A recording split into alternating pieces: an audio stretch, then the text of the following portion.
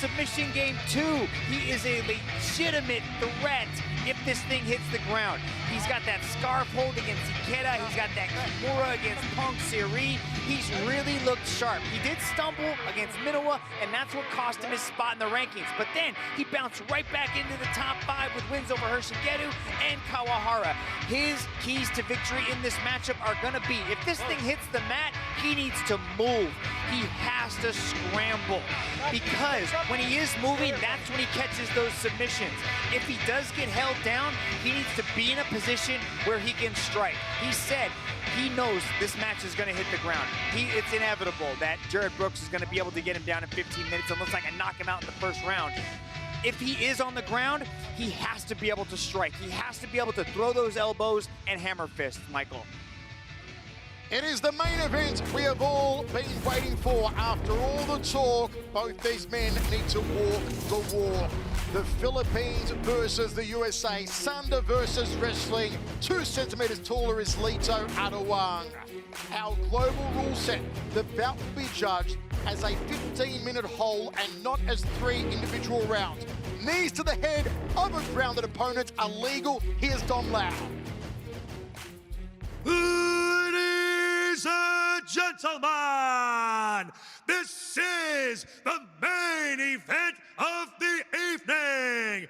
3 rounds of 5 minutes in a 1 strawweight mixed martial arts contest.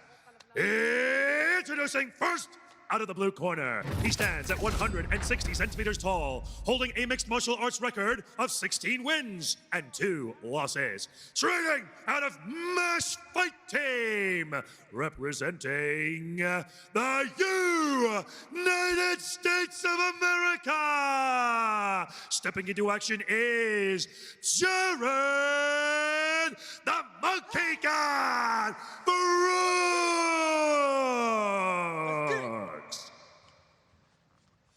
And introducing his opponent out of the red corner, he stands at 162 centimeters tall, holding a mixed martial arts record of 13 wins and 3 losses. Training out of Team Lakay, representing the Philippines. Get ready for Lito Thunderkid Adiwang. And when the action begins, your referee in charge, Mr. Olivier Cost. All right, guys, watch out for the headbutt, low blow, back of the head and spine. You both know the rules, 5 fair, 5 clean. Touch glove if you want, and back your corner. The intensity on Jared Brooks. He could make Coffee nervous. Final instructions from the boss, Olivier Cost, from inside the Singapore Indoor Stadium. Our main event of Next Gen 3. Ready? 2! They're raring to go. It's as if they've both been let off the leash. And here we are. Brooks on the outside early, circling a lot. Thought about spinning with a back kick there. Lito tries to hook him off the lead hand. You can feel the energy between these two, Dragon, and a takedown there from Jared Brooks. Yep, Brooks was able to utilize that energy, Michael, to put Lito Adiwang on his back. Now it's important for Lito to keep moving.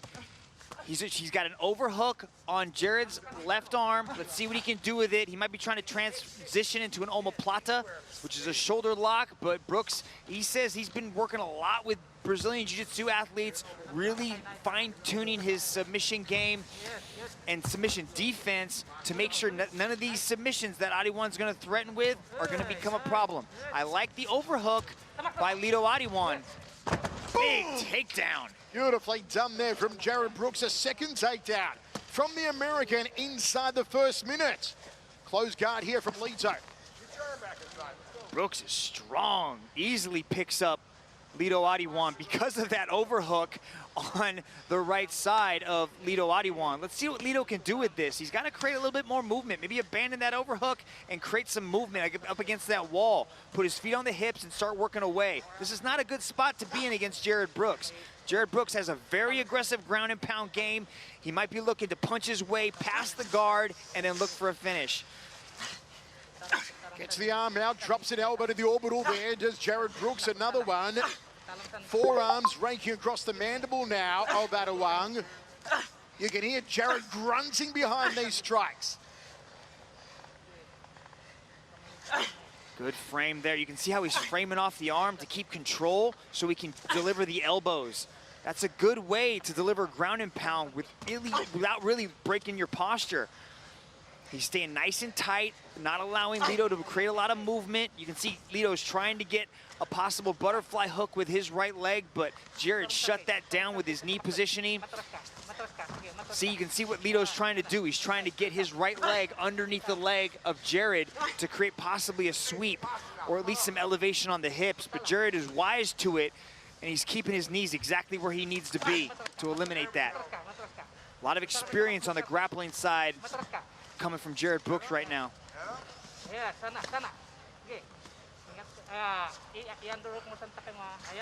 What would they be telling Lito to do right here, Dragon? You can see he was trying to get his back up against the wall, right? So that's good because he can use the wall to work his way back up. But just as he tried to do that, Jared turned him to his right and put him flat on the mat.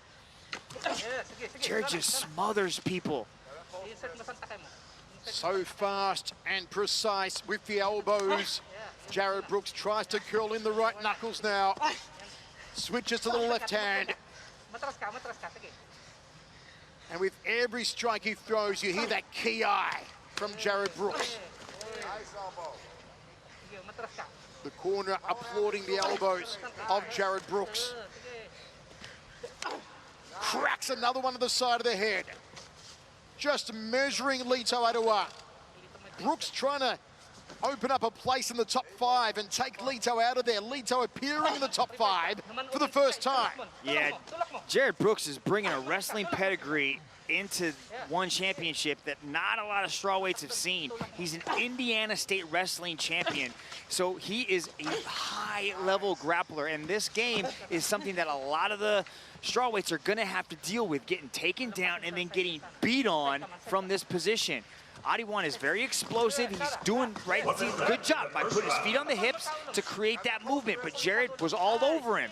Now Lito's going to try to use that wall, try to utilize that post. You can see Jared's trying to suck the arm away to eliminate that post and drive him back to the ground, but Lito did a great job of getting back up. Lito breaks off, and now he's got distance to work the strikes.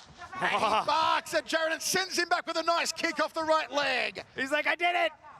35 seconds to go in the first round. It's been a good opening round for Brooks, but Lito can do some damage if he can land the strikes. The uppercut from the Thunder Kid, nicely done. He stuck him with it. Oh, and that Brooks uppercut. knew it. That uppercut, Michael. He's also got a big left hook. Jared knows just how dangerous Lito Adiwang is, especially when he closes that distance to look for that takedown. He's got beautiful uppercuts and awesome, dynamic, explosive hooks. Final 10 seconds. Adiwang measuring the right hand again here. It's the high right round kick he goes for, and Jared says, you've got to do better than that, fella. Into the first round. Love it, Dragon. Yeah, this is how it started at the beginning of the first 5. Beautiful duck under. You could see Lito was loading up that right hand, and Brooks ducked underneath it for that double leg.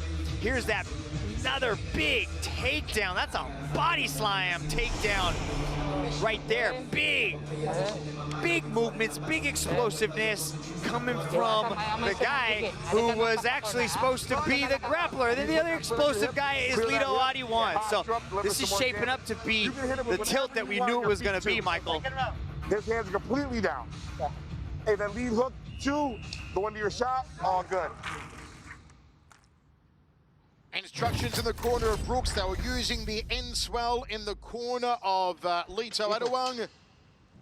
Cole just slightly constricts the capillaries to reduce any ancillary swelling around the face. And here we go, 2nd of 3 in our main event. Adiwang in the red, Brooks in the black. Philippines versus the USA. Lots of movement from the American. Brooks nice and light on the feet. Nice. I like the counter right hand. Shoots in for a takedown. Sprawls out as Lito. That shot was from a really long ways away, but it seemed like it was such a long shot. He was still able to slide in. It was like he was on a water slide. Yeah, like a slip and slide right into the double leg. And he was able to suck those legs in. Lito's got to work his way back up. He does not want to sit around here and play.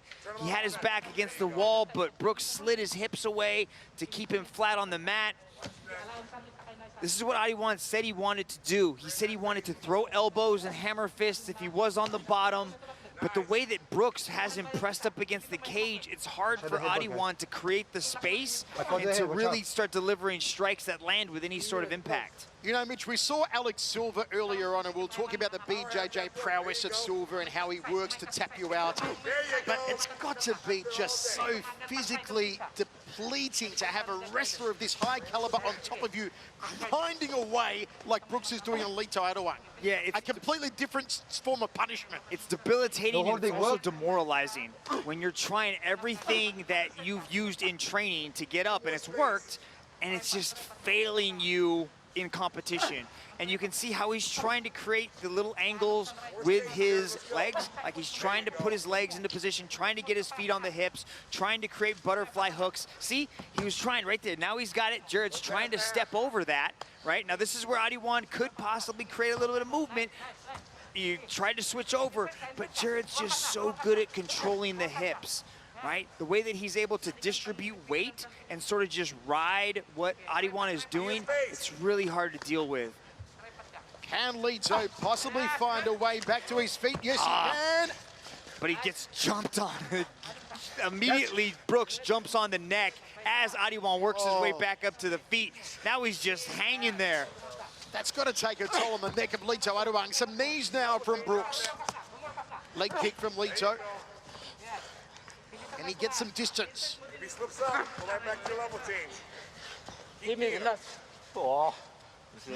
So groin strike accidental there from Lito, and is maybe a cut on the hairline of Lito Adiwang, who has suffered some damage courtesy of those ground and pound elbows from Jared Brooks. Yeah, this break's gonna actually be, you know, in the favor of Lito Adiwang. I think he's gonna have a chance to kind of recollect himself, rethink his strategy, especially when it comes to takedown defense. He's, again, an athlete called the referee into the, yeah, it looked like it could have been the knee right there.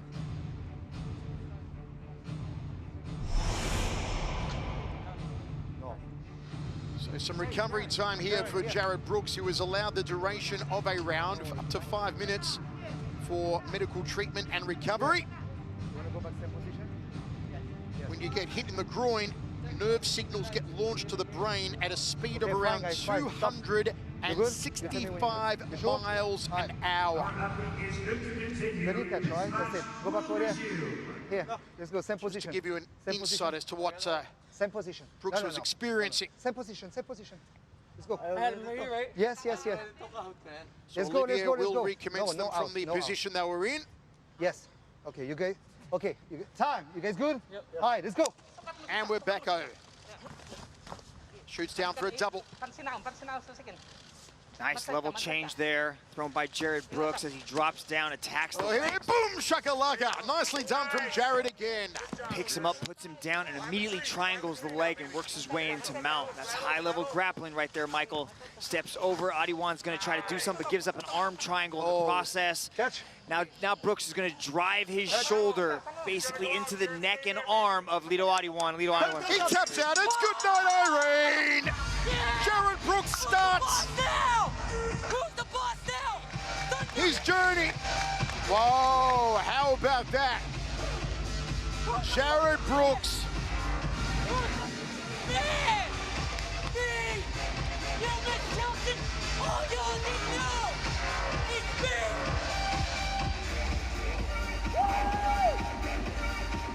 And now you know why he says he's going to run through the entire division. Why he's got his sights set on Lito's training partner, world champion